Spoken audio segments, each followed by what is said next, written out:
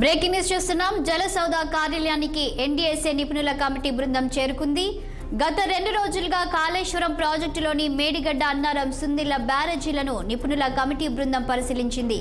ఈ నేపథ్యంలో జలసౌధ కార్యాలయంలోని నీటిపారుదల శాఖకు సంబంధించి ఉన్నతాధికారులతో నిపుణుల కమిటీ సమీక్షలు జరుపుతున్నారు.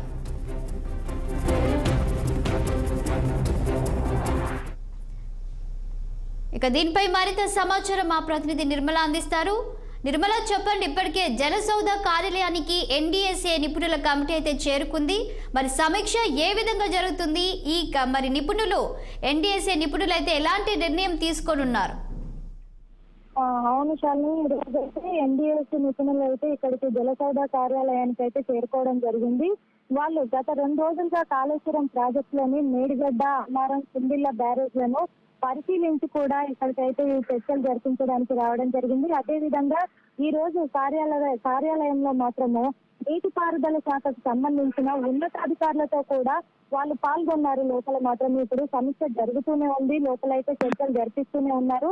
అదే విధంగా నీటిపారుదల శాఖకు సంబంధించి అయితే అప్పుడు ఈ కాళేశ్వరం ప్రాజెక్టుకు అప్పట్లో ఉన్న అధికారులను, పాత అధికారులతో కూడా, అలాగే ఇప్పుడు ప్రస్తుతం ఉన్న అధికారులతో కూడా చర్చలు అయితే లోపల జరుగుతున్నట్లుగా కూడా మనకు సమాచారం ఉంది. అదే విధంగా ఆ కాళేశ్వర ప్రాజెక్టుకు సంబంధించి ఇక్కడ చూసుకున్నట్లయితే మొదటి రోజు చూసుకున్నట్లయితే జలసౌధలో ఇరిగేషన్ అధికారులను, ఏజెన్సీ ప్రతినిధులతో కూడా వీళ్ళు చర్చలు జరిపించారు. అదే విధంగా 2వ రోజు మాత్రము పొంగిన మేడిగడ్డ లక్ష్మీ బ్యారేజ్ ను క్షుణ్ణంగా కూడా పరిశీలించడం జరిగింది. శాలిని, నిర్మల, అయితే ఈ 2 రోజులు కూడా ఇప్పటికే ఎన్డీఎస్ఏ నిపుణుల కమిటీ బృందం అక్కడికి వెళ్ళి పరిశీలించడం జరిగింది. సో ఈ పరిశీలనలో వారు తెలుసుకున్న అంశాలు ఏమైనా తెలుస్తున్నాయా?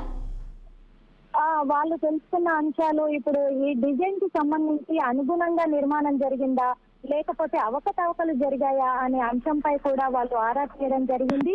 అదే కాకుండా ఇప్పుడు ఈ తప్పిదాలు జరగడం వల్ల కూడా, అంటే కొన్ని డ్యామేజ్లు జరిగాయి అని కూడా తెలుస్తుంది. ఆ డ్యామేజ్లు ఎందువల్ల జరిగాయి, దేని వల్ల జరిగాయి అని కూడా అందరి అధికారులను కూడా ఇక్కడికి పిలిపించి ఇప్పుడు ఈ సమావేశంలో మాత్రం ఈ చర్చల్లో కూడా వాళ్ళు చర్చించడం జరుగుతుంది.